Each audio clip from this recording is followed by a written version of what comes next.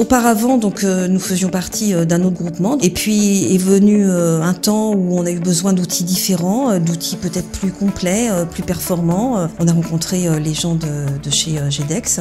Donc à l'époque, c'était Yves-Martin Delahaye et Frédéric Ondé. Et puis ce qui a enfoncé le clou, c'est la visite aux plateformes où là, forcément, quand on a vu l'outil qui était mis à la disposition des adhérents, voilà, la décision était prise et on a embarqué dans l'aventure GEDIMAT. Alors dès que j'ai eu connaissance moi de Concept Store, ça m'a tout de suite parlé. Le fait que GEDIMAT lance quelque chose qui soit conceptualisé, qui puisse se dupliquer chez tout le monde, petit, grand, moyen. Moi j'ai trouvé qu'on a tout à y gagner, à tous s'engouffrer là-dedans. Il ne faut pas oublier que la concurrence avance aussi de ce côté-là. Donc si on ne le fait pas, de toute façon, à un moment donné, on va prendre de la distance par rapport au marché. Pour moi, c'est un plus. J'ai eu beaucoup de plaisir à travailler avec mes frères. J'ai énormément de plaisir à travailler avec Jonathan parce qu'il est à fond dedans et c'est un négociant né. Et puis, j'ai la chance de travailler avec ma fille aînée. C'est de la bombe atomique, Justine, et je suis ravie. Dans une entreprise de la taille de la mienne, on a la chance d'avoir à s'occuper de tout. Que ce soit de l'hygiène de l'entreprise, du social, du fiscal, du juridique, du financier. C'est forcément passionnant et entraînant. Et puis, il y a aussi tout le rapport qu'on a avec nos équipes, nos salariés. Parce qu'on vit avec nos équipes tout le temps, on travaille avec eux tout le temps. Et il y a une proximité qui fait qu'il y a une vraie dynamique.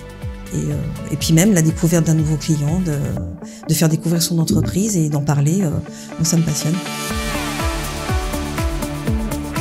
Étant donné que la profession a du mal à recruter, ça peut être un immense terrain de jeu pour les femmes de se lancer dans le négoce, surtout qu'il n'y en a pas beaucoup. Donc il y en a qui arrivent, mais pas suffisamment. Moi, j'ai toujours rêvé et rigolé en expliquant à tout le monde que j'aimerais bien avoir un négoce avec que des femmes ou qu'il existe un négoce avec que des femmes. Et là, je suis sûre qu'on aurait un franc succès. J'ai décidé depuis quelque temps d'inviter un salarié à venir assister au comité de pilotage. Parce qu'ils en parlent tous et ils savent pas, ils voient pas. Donc maintenant, tous les salariés à tour de rôle viendront assister et c'est un vrai échange. Et ça a été au fil des années extrêmement porteur pour ma part. Ce qui m'importait, c'était de gagner du bien-être au travail, que les gens se sentent mieux. On a créé un petit magazine qui s'appelle le Doc News. Et donc dans le Doc News, on donne des nouvelles de l'entreprise, on donne les anniversaires et on a des jeux. Parce que moi j'aime beaucoup jouer, donc on a des jeux et les gens peuvent gagner des lots comme ça tous les mois. Et ça se passe bien et on fait des heureux tous les mois. La menuiserie m'attirerait, le travail du bois. Quelque chose dans lequel je me suis beaucoup évadée et que j'aime beaucoup, c'est la randonnée à cheval. Le Red Licorice, le réglisse rouge.